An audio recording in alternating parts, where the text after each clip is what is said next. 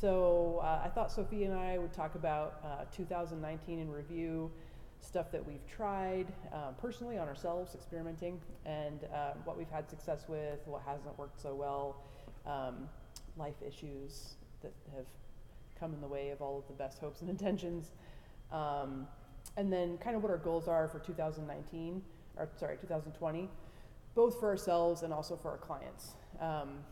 So I guess maybe we could start off with what have been the best things that you've tried in 2019 as far as like diet strategies for yourself.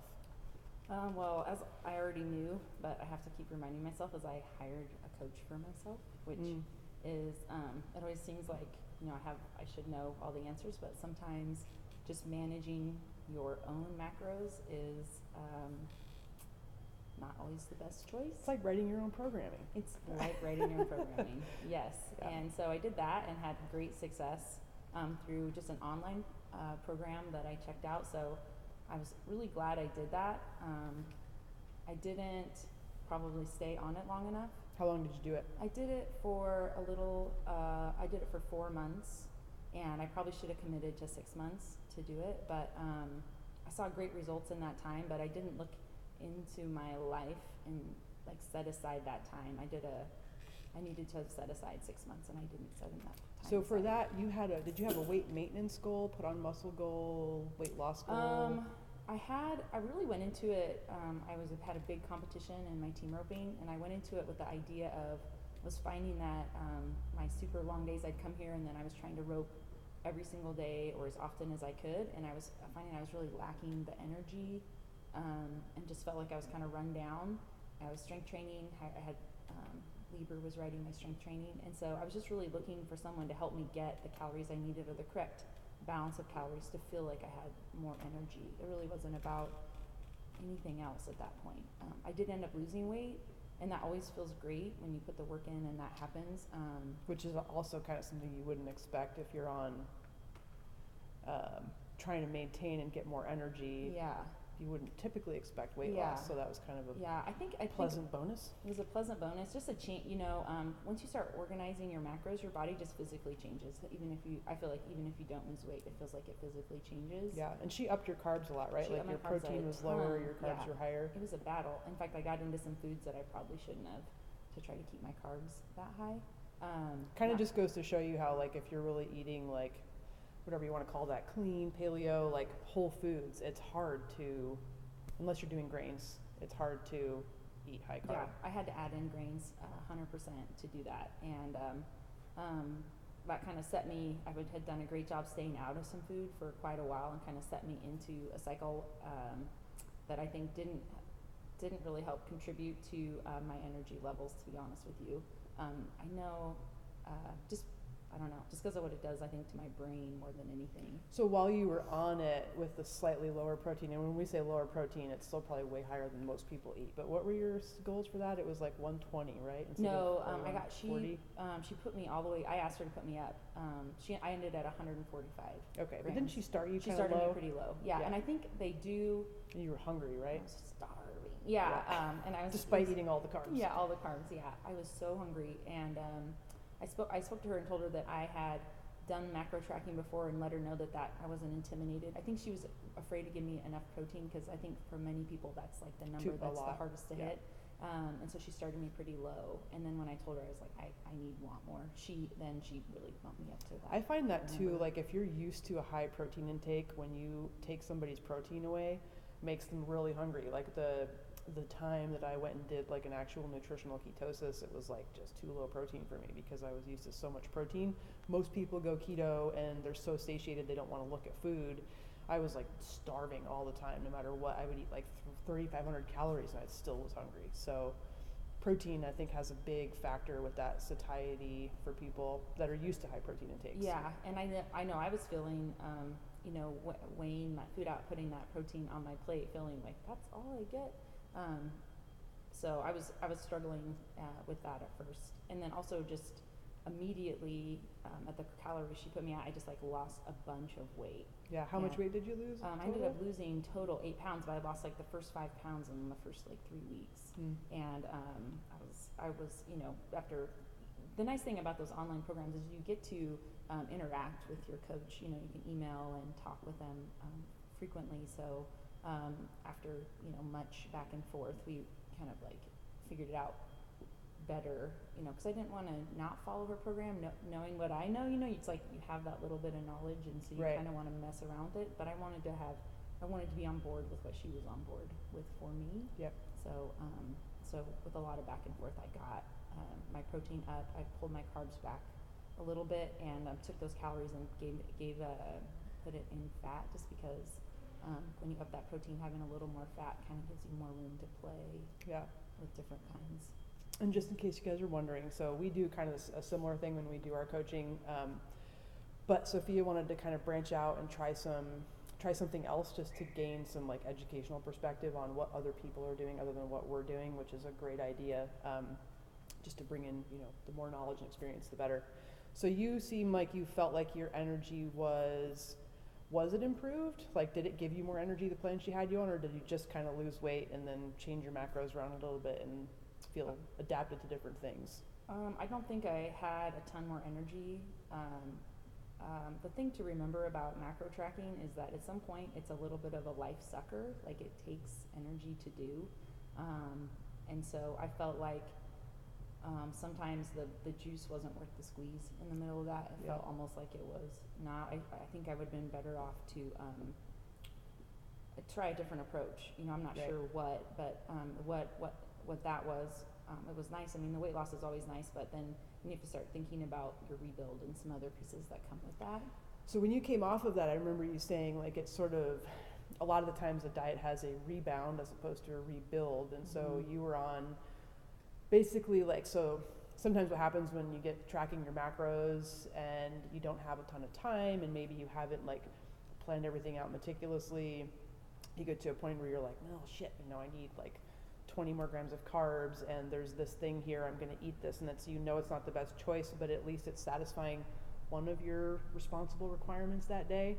But then that can lead to patterns where you find these like, oh, this is like an easy solution for me here, or like eating gluten, things like that, where Sophia knows that like that's not the best health-wise. Like, things start to fall apart. What do you get, like skin stuff? I get a ton of skin stuff. Yeah, I get a ton of skin stuff, and I know that if it's externally like showing like that, then internally I'm definitely having some repercussions, which I'm still actually trying to manage right now. Yeah. So yeah, I got into the gluten, and I got deeper into the sugar than I have been in a super long time, and both of those things have been an absolute battle to kind of come back out of, especially as we, you know, I got into that, and then we headed right into the holidays, and that is, you know, always a difficult time. So they probably didn't schedule you a rebuild per se, because the goal initially wasn't really weight loss, and it wasn't trying to really restrict. It was just kind of trying to go for maintenance, altering macros to give you more energy for that kind of high performance and lifestyle, you know, you have. Or? I kind of like abandoned it to, you know, 4 months in. I just had reached a point where I just thought, I can't keep doing this, and it's a lot of money, you know, to commit to those. I mean, it felt just like a big commitment, which is also great because it kind of keeps you following, because you know you're putting the dollar bills out. But so I just, at 4 months, I just kind of let it go. And I know, you know, we had talked about the rebuild, and we had talked about some other pieces, so I know that was in the books for me, but I just wasn't in a place where I could keep doing it. That's such a huge thing with like any diet plan. No matter what the intention of the food is, you know, like you're altering your normal to make some sort of a change, and it's almost like the off-ramp and the integration is such a huge piece, but almost nobody has the patience and the time and the energy left when you get to that point, you know, where it's like the wheels just always fall off the bus for people. It's so hard. It's the most important part too. I keep trying to express that to folks, because it's like you got to save motivation and figure out like, how is this going to transition into, like, what about this don't I like, what do I like, and how can I transition that? And I'm going to take this time to segue into a 2019 success story. We've had a bunch of good client success stories this year, but Lisa Cull did a really good job with, she went through, I think it was like 90 days maybe of weight loss. And the great thing was that she was motivated, she was feeling good, her energy was good, she was still training really hard, she was on kind of a lower restriction than I like to see most people on because of where she started. And we didn't lower her though. Like she just kept cruising. It was great. But she was still motivated and she was still feeling good. And I kept telling her like, we got to do this rebuild. And so right when things started to get a little squirrely, she was like, okay, I'm ready. And she did the rebuild. And so now she's maintaining at that 2,500 calories and it's been easy for her. So I don't know if just mentally like her setup for that was just really good.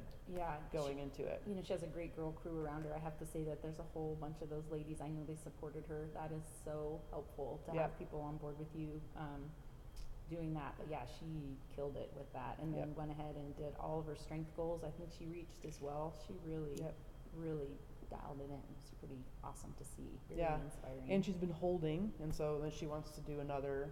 You know, just keep cycling, and that's ideally what you do. Like the ideal is that you don't backslide so far off of whatever, you know, sometimes making a ton of changes is really hard to make those all stick, even if they're all positive. But it's that managing that backslide, you know, like you don't want to waste, like if you put a ton of energy into something and you backslide that far, you're essentially just wasting all that work that you just put into that change. So it's, you know, for me, like I kind of go in waves and cycles of strictness and effort. But it's never 100% fuck it. Like I don't get to that point where it's just like, I'm off, you know. We all notice that too. We are all jealous of that. You got to hold on to something, you know, like there's some sort of a framework for me that works. And there are certain things like, I really love Peter Attia's he's got this like 3-pronged approach to dieting. And it's, you want to always be doing one, sometimes be doing 2, and sometimes be doing 3 of those. But it's that you're either restricting what you eat. So like you're saying, I'm not eating gluten, I'm not eating sugar, I'm not eating whatever. And for me, it's always gluten.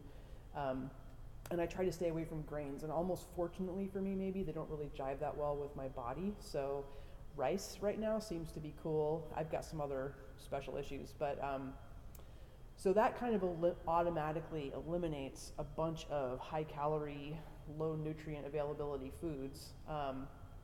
But just certain things where it's like I'm always kind of trying to eat high protein. Protein's really satiating. I'm always trying to eat whole foods. I'm always trying to, not at its perfect point, but overall in general, sourcing my stuff so that it's more sustainable. I'm not trying to eat factory meat and, you know, basically stuff that I don't agree with, that I don't think is good for the planet and the food system.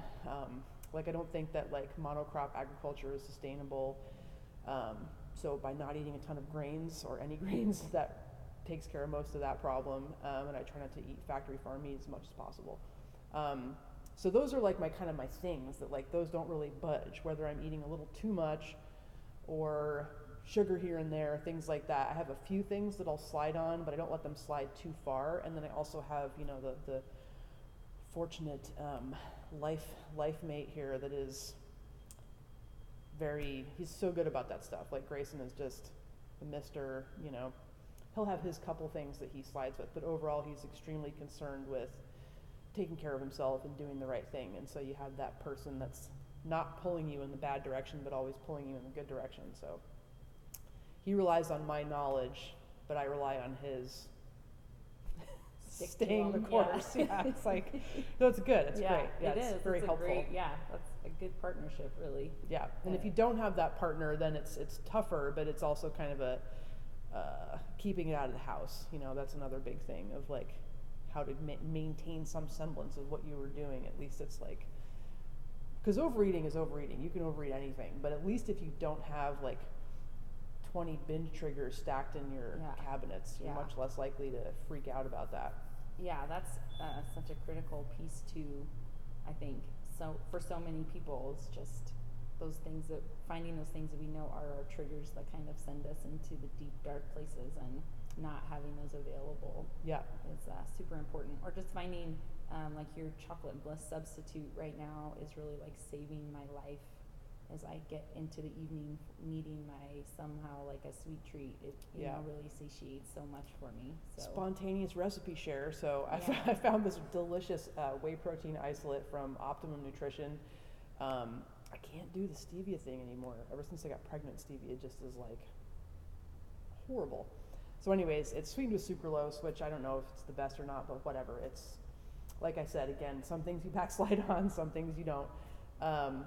So it's not a ton of carbs, but it's delicious. It's really good chocolate protein, and you basically take, I do 2 scoops of this protein, a tiny bit of heavy cream, some collagen, and then a scoop of cocoa to make it chocolatier, and I blend it in a blender with like just a tiny bit of water just to get it, like the blending battery.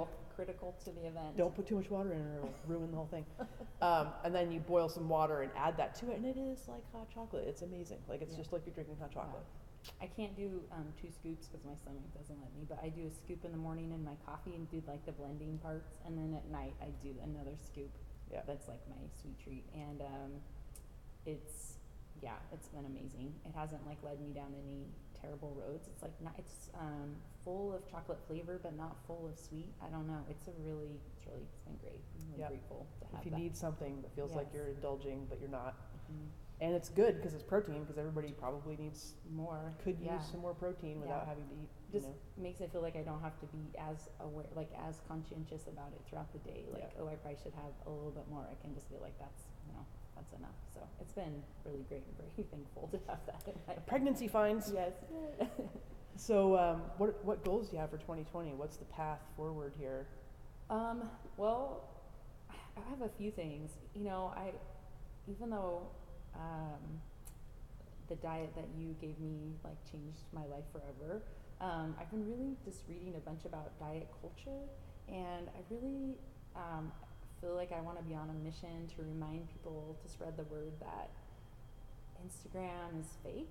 Like a lot of it is fake, and that health is that the healthy piece may be over the physical. I mean, the physical we hope is a secondary piece, but truly the health, after watching Mari especially through her piece. But just a reminder, as I'm getting older and I have some older clients who are still just so body conscious and aware, I want to like kind of take a step back from that and really just focus on health over the diet idea of being, I think they talk about it being smaller. So I just want to make sure I'm spreading that into the world and not trying to sell this as like a, bikini model fix or something. So yeah, this culture especially, like we have this, I think it's just we have too much, we don't have enough real things to worry about, but we're like body obsessed, and it's a very hard thing to get yourself away from. Like once you start sort of in some degree obsessing over a perfect body, and maybe at some point in your life you had that, like I've gone through quite the iterations with like ballet, because I don't know, there aren't any ballet dancers right behind us here, but they're fucking skinny. I mean, it's like but that becomes your norm because everyone around you weighs 100 pounds. So you don't look at them and go, like now I look at them and I'm like, you look like a praying mantis, But when you're in that, that's normal to you. And so what you kind of surround your visual field with as like normal females is like, oh, I should look like that. I'm going to get way far afield on this, but like that's one of the things I loved about CrossFit is that like it finally started kind of bringing a little more of that, like you can be strong and that's feminine, and it's like then you look at people on TV and you're like, Jesus, you're like a veal calf, go do some exercise. But like it took me such a long time to get out of that, like feeling like I was atrociously fat when I weighed 125 pounds. Yeah. But just what I've come to realize is that there always seems to be a goal, which isn't a bad thing. It's not a bad thing to have a goal and to be working towards being stronger, towards, getting some whatevers. We like to focus, like you said, on that health and strength, like fitness, things that are actually like work that you can do that has a positive feedback. Because I do have to say that all of the times in my life where I have attained some level of physical perfection, you're not happy. Like you get there and it's not all of a sudden like you're like, oh, I've arrived, I can relax, like I feel amazing. Like a lot of the times you feel like shit because you're hungry, you have no sex drive. It's like, well, this sucks, like it's just like, I look great, but I don't want anyone to touch me. But you're like, I'm so tired and bored, it's like and it doesn't, it's like a trick. Like it's one of those things, like in general in life, like happiness is something that's just supposed to be a state of being, and the goals need to be separate from that rather than the happiness being dependent on that body or yeah, those I things. think that's just the piece, you know, I want to personally keep working towards that feeling and just letting go of some of those pieces that I've been holding on to for so long that I think have really done nothing for me. Yeah, it's a waste of my time and energy. And also, I'm an aunt to nieces, and I feel like you're like a role model to young women, and I want for them to not have, I want them to have put that energy that I put towards that physicalness. I want for them to put that energy towards something either more healthful or, you know, let's cure cancer or something. Like, let's do something positive with that. So I really want to work on that in myself, but also in the message that I put out there for everyone. So that's a big goal, and for myself this year. And then also I really am going to work on, I've dug back into my precision nutrition book, which is what I have my certificate in, and just talking about like base level nutrition and kind of what that looks like, and really just make sure, I feel like people have come to me and we do macro tracking, but I feel like I'm sending them down a path they're completely unprepared for because they just aren't managing like base level nutrition. And so I really want to make sure I'm doing a better job incorporating that into you know, the beginning of the clients that I see this year. Just kind of make sure I'm seeing and I have a good assessment of what their kind of basic nutrition knowledge is, and then making sure that they have that before I really try to push them into the macro piece, because I feel like I'm really setting people up kind of not for failure so much, because I feel like they do learn, but you know, probably not for the kind of success they could have with a little more like base level knowledge. I always have that like heavy disclaimer where it's like, are you sure you want to do this? Yeah. I mean, we don't only do macros. It's either or. You know, we're very flexible with how we do things here. We try to find something that is the most appropriate for that person, and oftentimes counting is way too neurotic for a lot of people. Like if somebody's ever had a former eating disorder stuff, or if they tend to get a little OCD, the slightly neurotic component of like weighing and measuring and perfecting your food can just send them into a tailspin. So those people are like not appropriate for tracking. Also, if it seems like it's way too much, but there's big benefits to tracking, and I've been utilizing it more than ever lately, mostly also because I think, and Sophia has noticed this too, we've been finding a lot of people that are actually really low calories. So you get people that are coming in that want to lose weight, and you look at them and you're like, you could lose a couple pounds, you know, like they're not necessarily giant, but they've got some weight to lose. And normally, like without tracking, it's like, okay, well, this is how we're going to try to restructure your diet, you know, like what are you eating? And people can tell you what they're eating, but without actual quantities, you have no idea like what people are actually eating.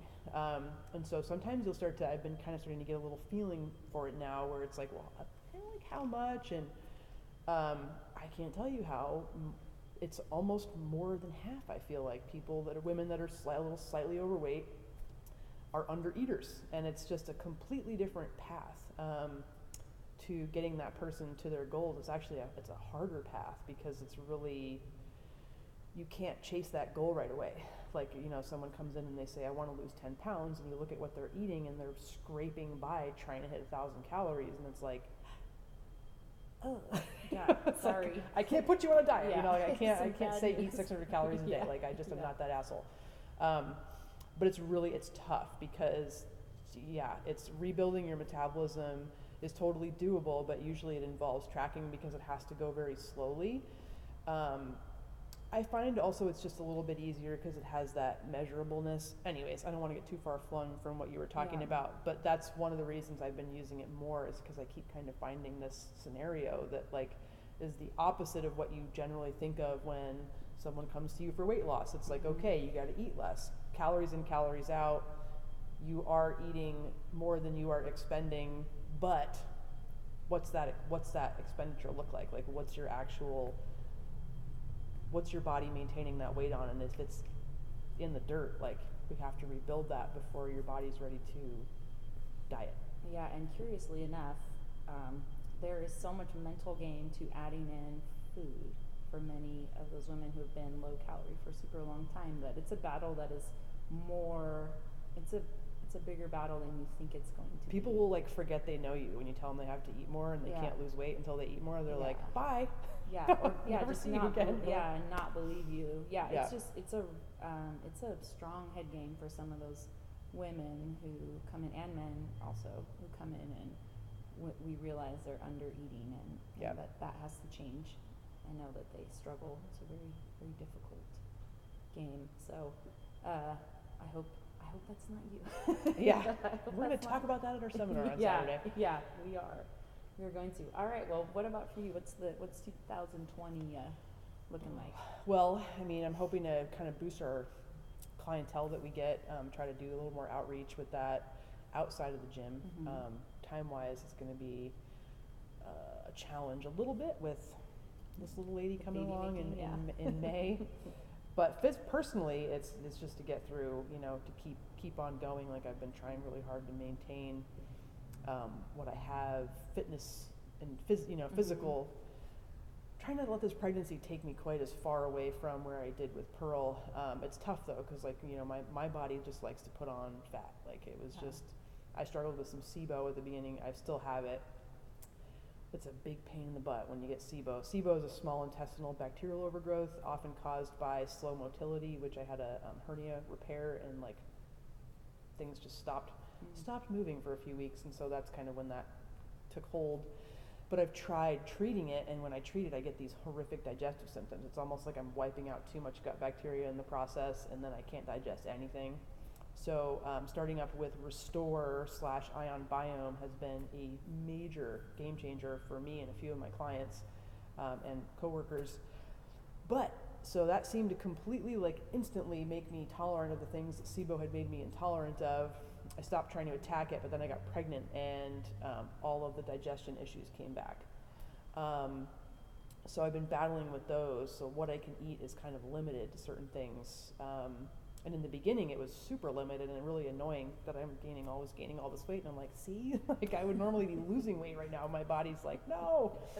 I don't know what it thinks. It must think that there's an impending famine or something that I got to get through with the kid. But so just, you know, knowing that that's going to be a tough road, because you have to really be, you have to be patient. You have to be realistic. You can't be egotistical. It's not really a smart idea when you're producing breast milk, not sleeping, to start trying to crush some kind of crazy physical goal. You know, you just have to kind of be nice to yourself and recover, take care of your kid. But yeah, I'm excited about some different kind of physical tactics that I can use now that we have Kinstretch, and then just the knowledge with recovery from injury. You don't want to immobilize and avoid, and so you today still have a baby and they tell you don't do anything for 6 weeks, and it's like, that's probably not the best idea. I mean, yeah, you're not doing like box jumps and stuff like that, but force inputs, you know, like your stomach does something, it works. Understanding that, you know, kind of what you're looking for are any issues with